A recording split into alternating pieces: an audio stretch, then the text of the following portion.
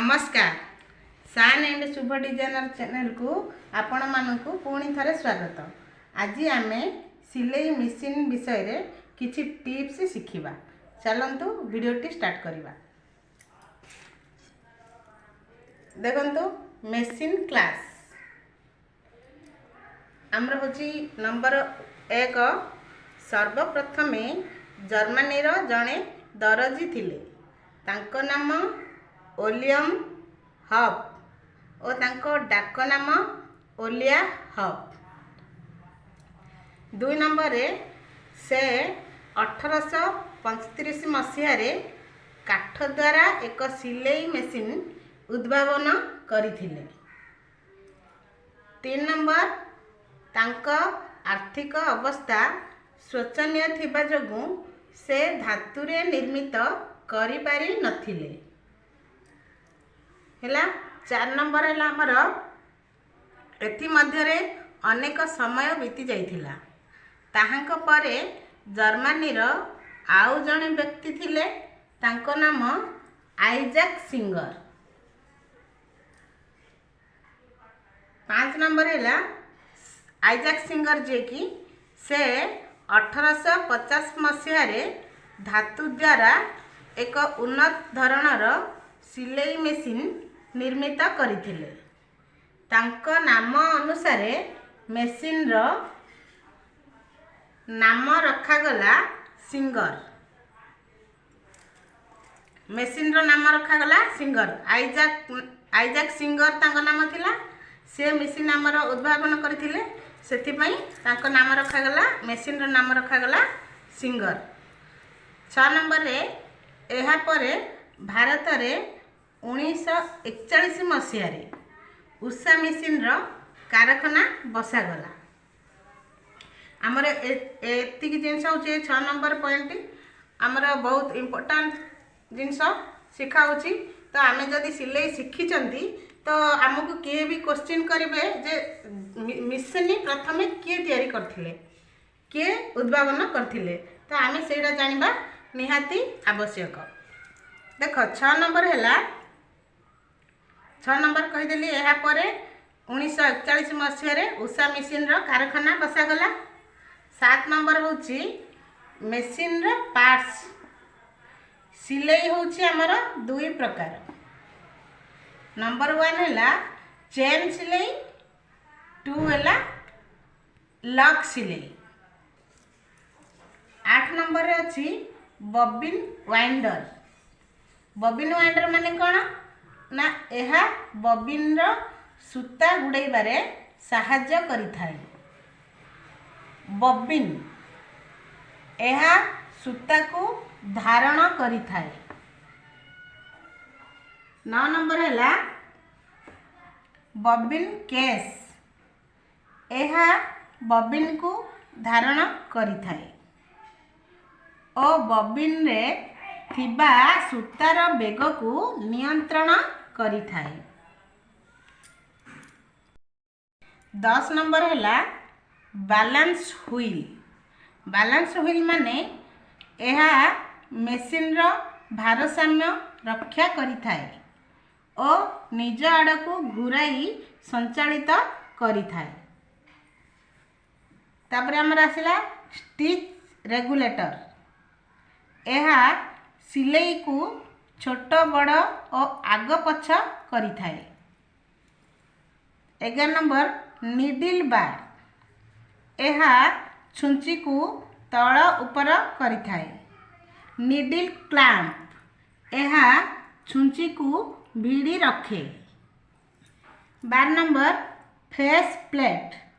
यह tension control को धारण करिथाए और मेसिन रो सौंदर्य वृद्धि करिथाए एवं मेसिन भितरे मैला न पशिबारे साहाय्य करिथाए।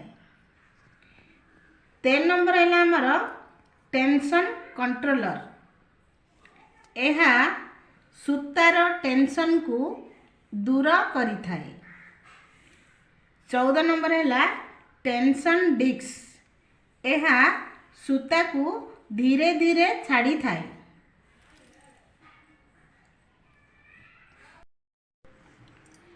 टेंशन स्प्रिंग, यह टेंशन डिस्क को चापी रखे।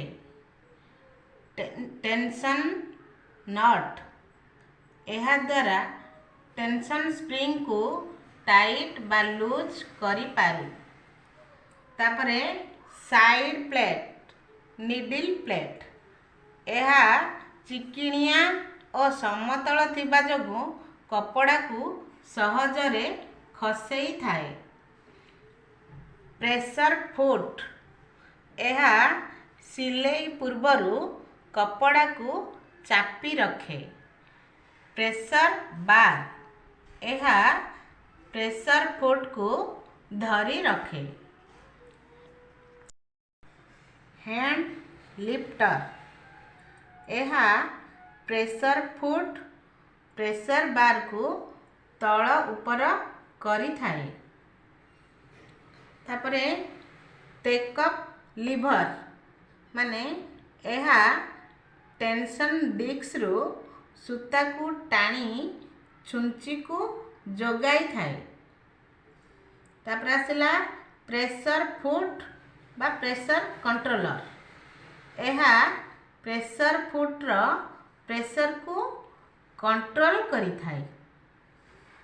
मेसिन टीथ बा फीड डक, माने यह मेसिन संचालित समय रे मेसिन रो बेग अनुसार कपड़ा को आगको टाणी थाए।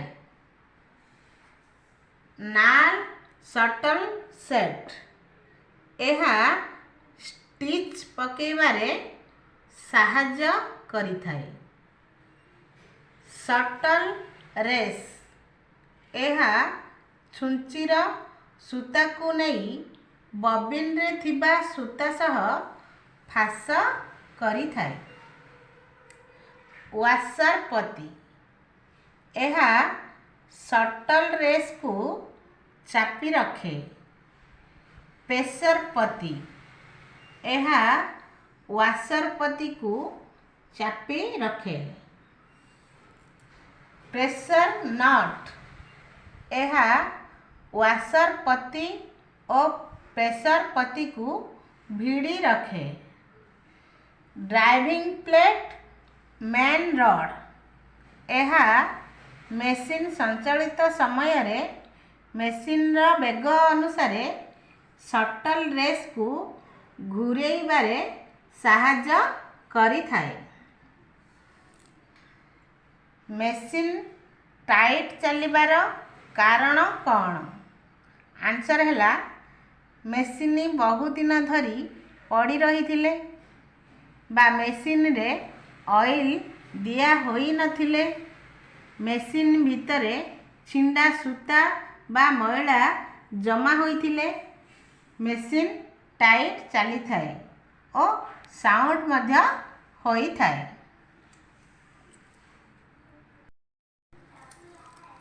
दुई नंबर हैला हमर सूता छिंडिबार कारण कौन? आंसर हैला पुराना सूता होइथिले सूता छिंडी थाए। छुंचीर होल धारुआ होइथिले मध्य सूता छिंडी थाए एवं निडिल प्लेट रो होल धारुआ होइथिले सूता छिंडी थाए। एवं बबिन केस रो नट टाइट थिले और टेंशन नट टाइट थिले मध्य सूता छिंडी थाए। आमर सिलेला समय रे सूता छिंडिले आमे प्रथमे बबिन केस को देखिबा। बबिन केस काले टाइट थिबो, नचेत आमर टेंशन जो नट आमर से टेंशन नट रे आम देखिबा सेटा काले टाइट थिबो, से सब को आमे साइज करिकी पकेले आमर सूता छिंडी न थाए। 3 नंबर होची छुंची भांगिबार कारण कौन? आंसर हैला निडिल बार बहुत तलकू होइथिले बा बबिन केस रे छुंची पिटी होई भांगी छाइते। निडिल बार बहुत तलकू हो जाइथिले बबिन केस रे छुंची पिटी होई भांगी थाए।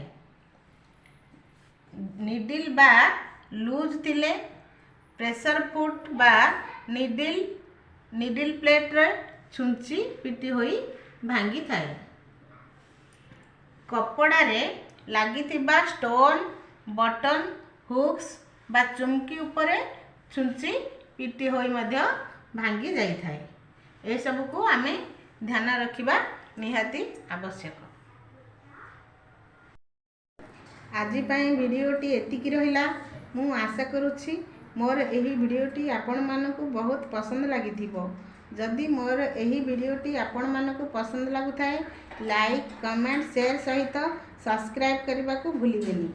ଏମିତିକା ନୂଆ ନୂଆ ଥିଓରି ବା ଡିଜାଇନ୍, କଟିଂ ଆଣ୍ଡ ଷ୍ଟିଚିଂ ଶିଖିବାକୁ ଚାହୁଁଥିଲେ ମୋର ଏହି ଚ୍ୟାନେଲକୁ ଫଲୋ କରନ୍ତୁ। ପୁଣି ଦେଖା ହେବା ଆଗାମୀ ଏକ ନୂଆ ଭିଡ଼ିଓରେ। ରହୁଛି, ନମସ୍କାର।